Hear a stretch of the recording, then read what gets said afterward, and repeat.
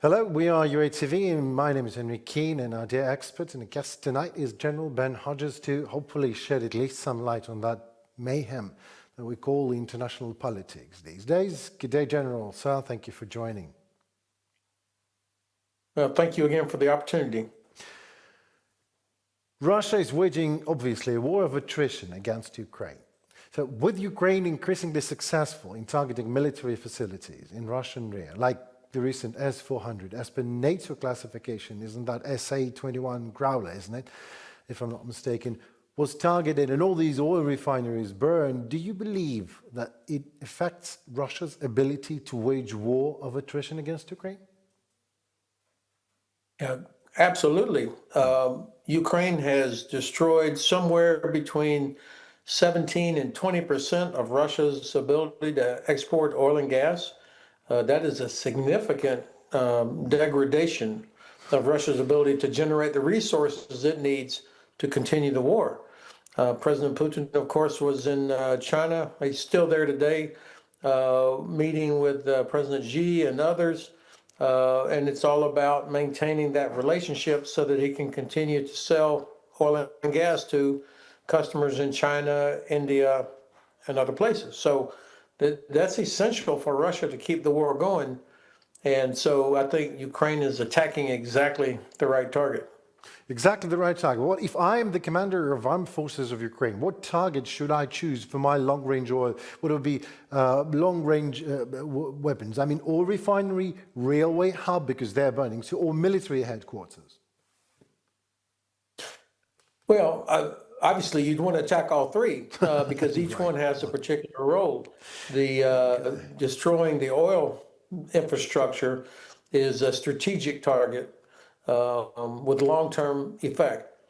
The rail hubs, the transport, as well as the headquarters, Right. those are important for the operational level, where the troops go. Right. And so you have different weapons for different targets. And I think Ukraine has to be able to hit all three of those. Okay, well, in terms of Ukrainian Flamingo and American E-Rams, if enough and if used properly, as per your recommendation, what could be the effect on the battlefield and how fast our men and women in the trenches can actually feel the effect? Well, I think the way the troops in the trenches feel it is less drones, less artillery ammunition that they're having to deal with. Now, that will take some time, of course, to reduce those kinds of things, but that's why you want to be able to attack the factories where the drones are manufactured, Right. but also attacking the transportation infrastructure, the trains that bring the ammunition Right. to the combat zone. The attack on the oil, that has an impact on the front in that, we're already hearing that Russian forces are having some difficulty providing enough fuel for their own vehicles. So that's an impact on its ability to move around. But also it has a psychological effect. I mean, you would have better visibility than me on this, but I see lots of reports of people all over Russia in very long lines queuing up to get gas for their cars. And so, they're feeling it. And that will have an impact on people as well. Well, you mentioned Putin and Xi are having whatever they are having, one Shanghai Cooperation Organization Summit, military parade in Beijing, Russia, North Korea, and China demonstratively unite forces. Officially now, Donald Trump wants to look like a matador meets Putin, who makes him a doormat, and then goes to Shanghai to meet other dictators and wannabes. What I see is that with Trump's help, Putin has broken free from the international diplomatic deprivation bath and jumped right into a warm bath of new West hostile alliances, and those new alliances are actually ready to accept him, to count him in, and that is exactly what the Shanghai summit has clearly shown. Am I right? You said it better than I could. The approach by the Trump administration has been doomed from the very start because they never understood or cared about the cause of this war. They could not even say that Russia was the aggressor. And so the way President Trump and Mr. Witkoff and Secretary Rubio and all of them kept talking about this, it had put Russia back somehow in the international spotlight as if they had some legitimate concerns or complaints. And so that changed the dynamic. And then, of course, it's not a surprise that Putin would go to this meeting, but the fact that Prime Minister Modi of India has also There we go. Right. attended, and this is because I think mainly President Trump putting targeted tariffs on India that he did not put on others that are buying Russian oil. And this has the feeling, and I think this is why Modi went to China. This was more retribution that Modi publicly said, no, Mr. President, you were not responsible for stopping the fighting between Pakistan and Right. and the in India.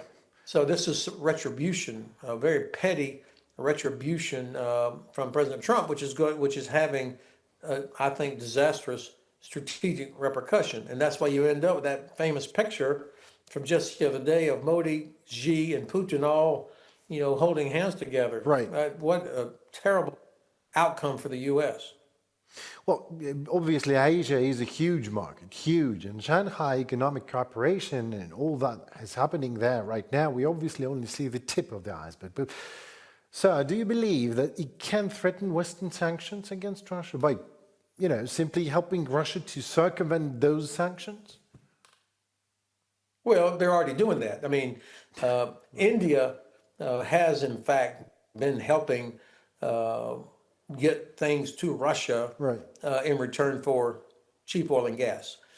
China has been doing this. So those countries are already helping Russia circumvent, which is why I think the West should be helping Ukraine prevent Russia from being even able to export oil by going after the refineries, the transmission pipelines, those kinds of things, exactly what you're doing.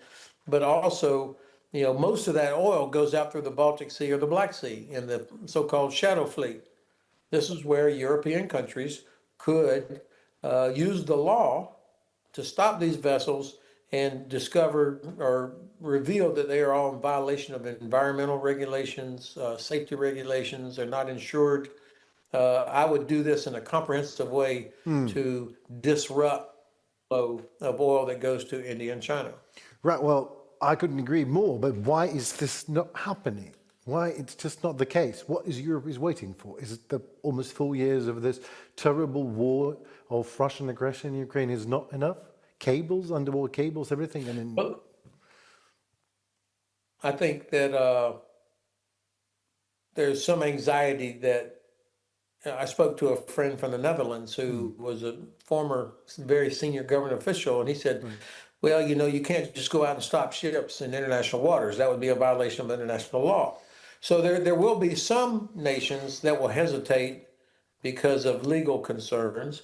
There will be others that will hesitate because of fear of retribution. You remember the Estonians did this. They stopped one of these shadow fleet vessels and were about to board it when the Russian Air Force came by and scared them off.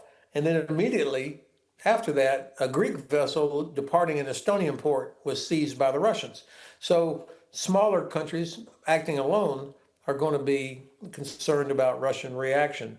So this is why I think doing what President Stubb has recommended is that all the nations of the Baltic region, for example, working together. Now you're talking about having economic and military capability that Right. Russia could not just dismiss. Right. The Black Sea, it's a little bit more different because Turkey is one of the countries buying Russian oil, and they control the straits. And so Romania and Bulgaria by themselves are not going to be able or willing to do this. And then, of course, absent American leadership, the United States not being willing to participate and back them up. The UK has sanctioned over 100 of these ships, maybe even more. But, that helps but that's not enough. A large number of the ships are actually Greek. And Greece, of course, is a NATO country and an EU country. So you've got inconsistent enforcement, let's say it that way. Right. Inconsistent enforcement. Lovely. I'm going to remember that. So while the axis of evil demonstrates clearly a unity, in your opinion, what should be the Western reaction? What should be the Western reaction? If that would be up to you, General Hodges, sir, what would you do? Yeah. Well, of course, what I was encouraged by what I saw in Washington 2-3 weeks ago when all the leaders were there to support President Zelensky in his last Oval Office visit. I mean, there was a level of unity that I had not seen before, and it had the feeling of there was something behind it. Now, what will really matter is the action, of course. What do they do? But that impressed me, and especially what President Macron said when President Trump said, well, we need to have a bilat between President Zelensky and President Putin, and then we'll have a trilat where President Trump, will join it, and we'll solve this. And President Macron said, this needs to be a quadrilat because this is about Europe's security, not just French or Ukrainian security. And so that impressed me. And this is what we need is acknowledgement. And Chancellor Merz just did it again 2 days ago, talking about what's at stake and why this is important for the security of all of Europe. So this is way too slow, but at least we're not having to argue about whether or not Russia is a threat to somebody. Everybody gets it now. Amen to that. Well, let's switch the situation at the front line in Ukraine. Russia, obviously, is intensifying its offensive in Pokrovsk, Kurakhove, and Vuhledar. Ukraine is holding for now its defenses and obviously lacks reserves. So do you believe Ukraine has what it takes to hold key cities in the Donbas region in the first place?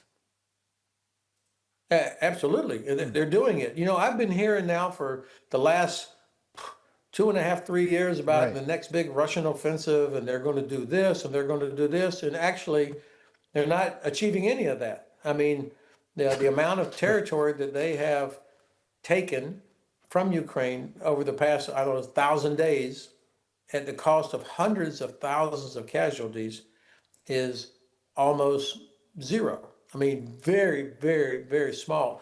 How long have we been talking about Russians trying to get Pokrovsk? And you know, Ukrainian forces are so tenacious. I think, you know, if you can stay away from the headlines and step back and look at the map and see what Russia has actually accomplished and at what cost, I think every Ukrainian supporter should be very encouraged and should be thinking about how can we help Ukraine do this, because the Ukrainians, I would say that the armed forces, the general staff, the government, they're doing all the right things, strategically going after Russian oil and gas, and also developing your own armaments industry. Right. I mean, it's continuing to increase. All right, so this is good, and while also courting supporters from like Sweden and Germany and others who are continuing to provide things, even if American support is not what it should be. So at the strategic level, very impressed. And also holding fast. I mean, President Zelensky knows that if you give up Ukrainian territory, it's just not dirt, it's people. Yeah. And so he has to keep reminding all of us that this is not some real estate deal in Manhattan. At the operational level, I have been impressed the way Ukrainian armed forces get moved around to where they're needed. Right. And then at the tactical level is this drone competition with the Russians, because the Russians are very good at this also. So I think, you know, at the tactical level, this is why you're not seeing a breakthrough. The Russians don't have the ability to break through in a significant way, the way their grandfathers did against the German Wehrmacht, and exploit it. They don't have that capability. Well, Russian UAVs are also good. That is right. We have to acknowledge that. But can Ukrainian UAVs compensate for what we lack? We lack of artillery and aviation. Can we compensate that with UAVs? Is that even possible? Um, I think that's probably what they're trying to do to Right. some extent. But UAVs do a lot of different things. Some are for local, some are for long range. I think there's more Ukrainian aircraft flying in Ukrainian airspace than there are Russian aircraft. So I think that Ukraine is making the most of what it has, and the yeah, I I have no criticisms to make of how Ukraine is doing this. All right. My next question, I was actually, I don't know if I should ask it, but Russia is a big country, right? But they lost more than 1 million men now, men and women. And do you believe this is a problem for the Kremlin? 1 million Russians, 2 million, 5 million Russians? They could, I mean, do they care?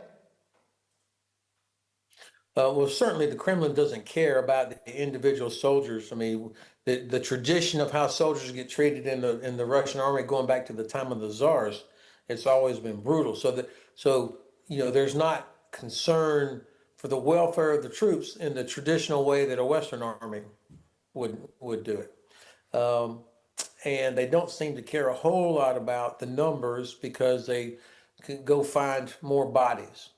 I had a friend tell me last night, an acquaintance I met at a reception, lives in Germany, but originally from Russia.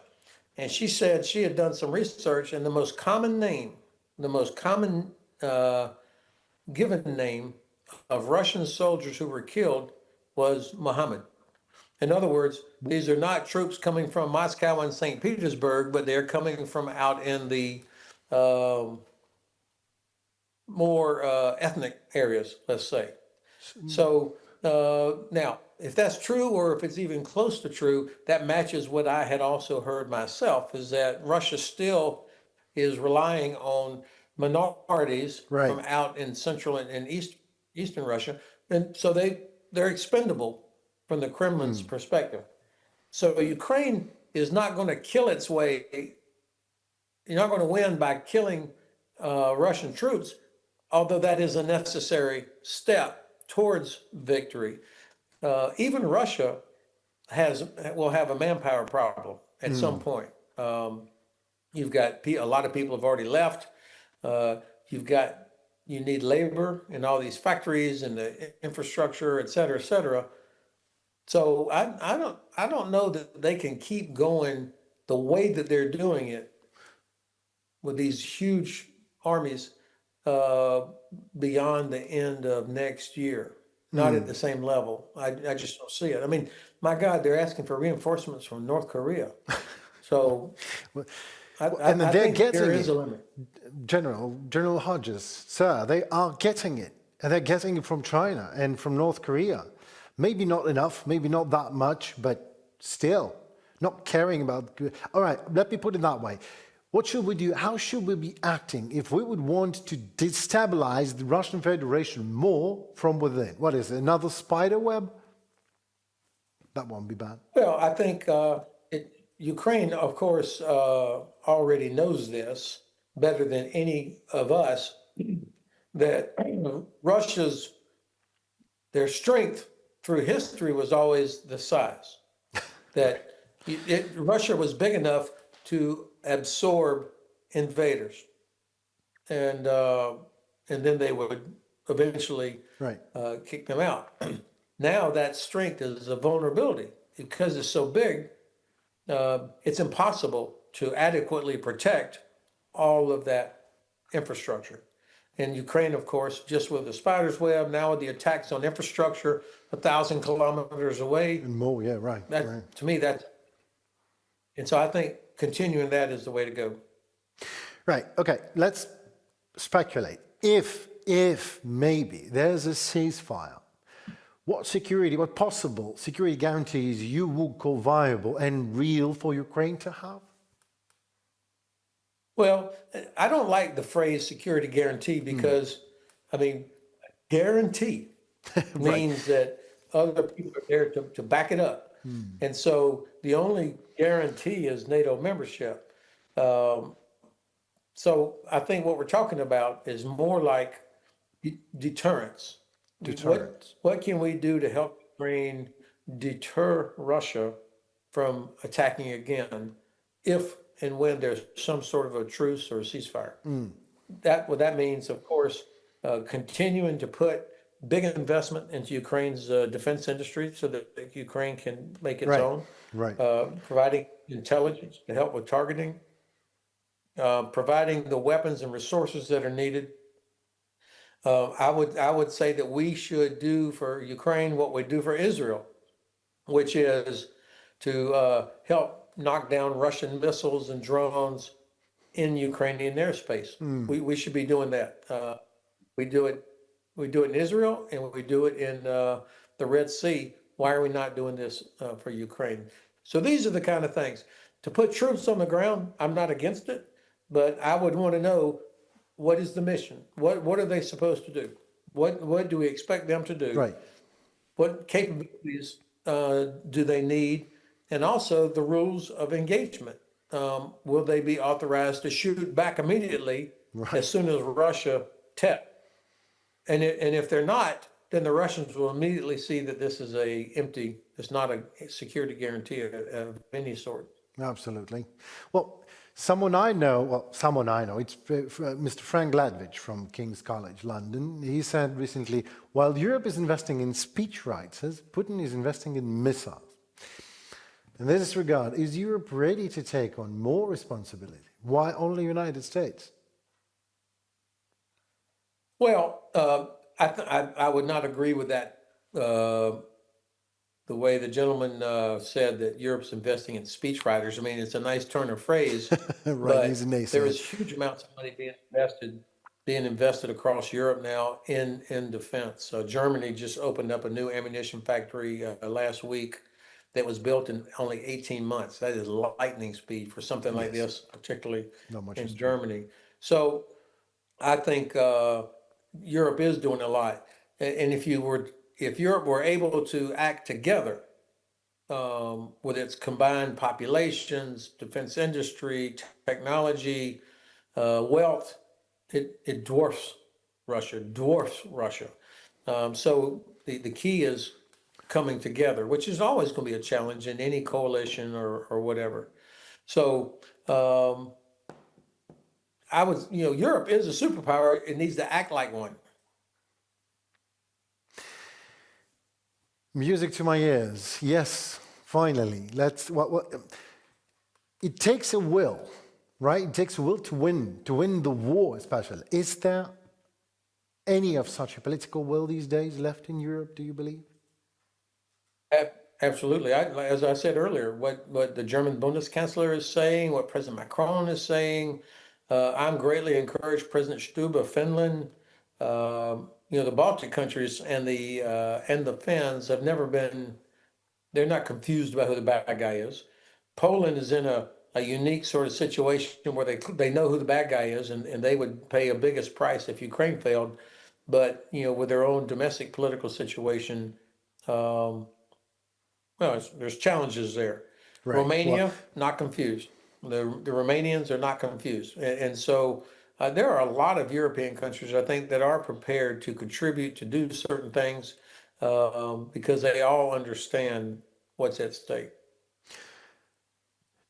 Generals, thank you so very much. Again, you indeed shed some light on what is happening. Thank you so very much for your expertise and for your time and for your stance. That obviously you're standing for Ukraine. Thank you. Okay, thank you very much. Thank you. Goodbye. Well, I hope that at least indeed shed some light on that mayhem, as I said, of international politics and war in Ukraine. It was General Ben Hodges with us here at TV. My name is Henry Keane. What can I sincerely advise is to stay tuned for more. Goodbye.